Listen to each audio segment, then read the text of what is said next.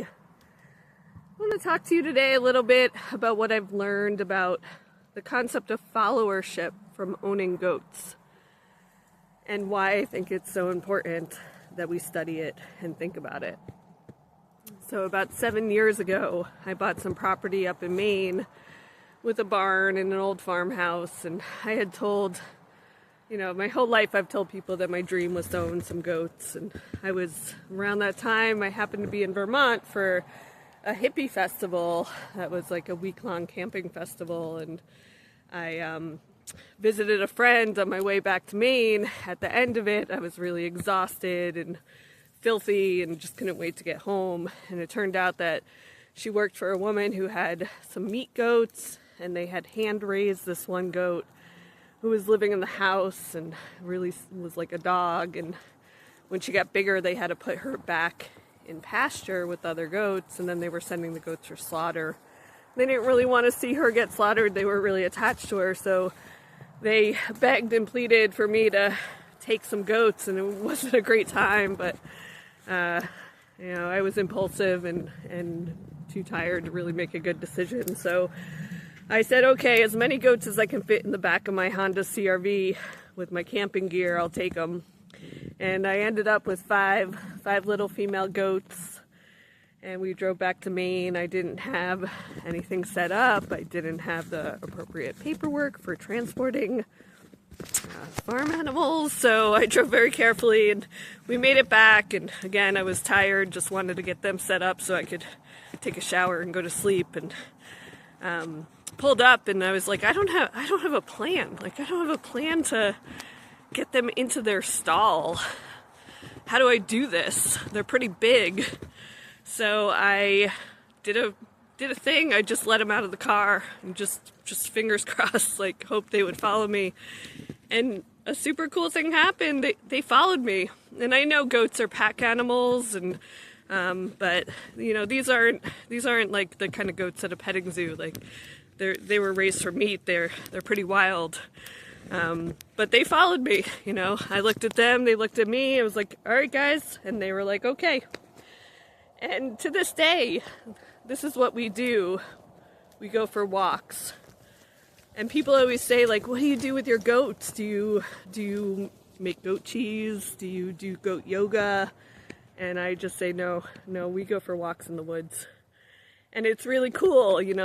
They'll follow me where I go. If I stop, they'll stop. And I don't know if you've seen them behind me. They're stopped right now because I'm stopped.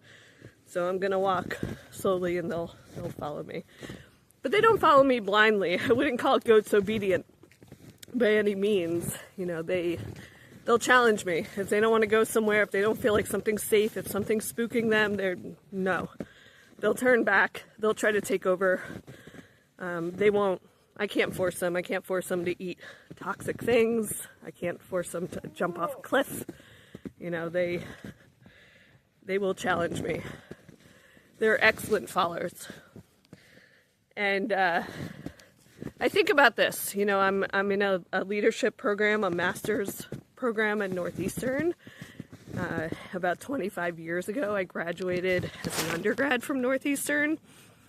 And during that time, when I went to my graduation ceremony at the TD Garden in Boston with a huge class, I don't even know how many, thousands, tens of thousands, I wrote on my cap, USDA approved, because I felt like cattle. I felt ashamed. People are always like, don't be a sheep, stand out, become a leader, get promoted, etc., etc. And, here I was just wanting to feel special, and I was just one of the herd. But why is that? And why now? Why now am I studying in a master's program, studying ethical leadership and thinking about how important it is, as a society, for all of us to learn about the importance of followership.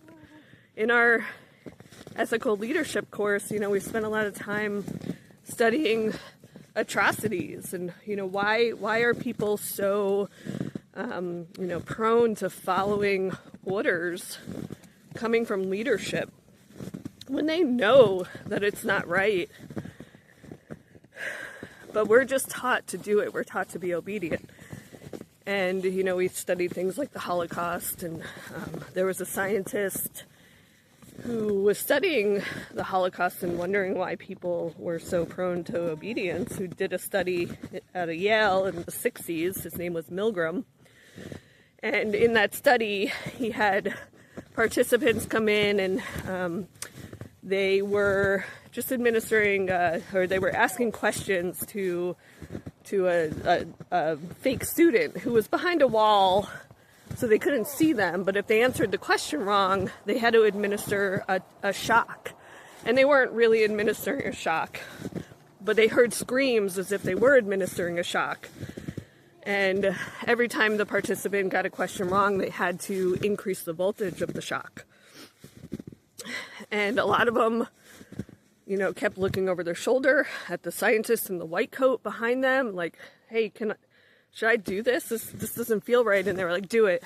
They're fine. Just do it. I told you to do it. Like, really no reasoning. Just do what I tell you, which is, you know, kind of how we're raised.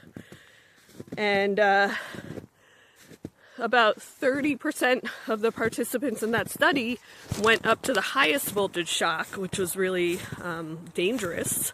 Although, again, they weren't really doing it, but they didn't know they weren't really doing it. So they could have caused, like, cardiac harm to, you know, the person screaming behind the door. And then I think about things that happened after that. So, you know, in the Vietnam War, there was the My Lai massacre. And that was where 100 soldiers went into this village in Vietnam. And, excuse me while I get the sun. Went into this village in Vietnam, and they committed horrific atrocities. So they raped and murdered over 500 Vietnamese children and women and elderly people. And it was all just because their commander told them to do it. And the weird thing about that is 30 out of the 100 soldiers was the number of who actually committed the worst atrocities. But the remaining 70 just stood there. They didn't stop it. They may have, like, protested a little bit, but that was it.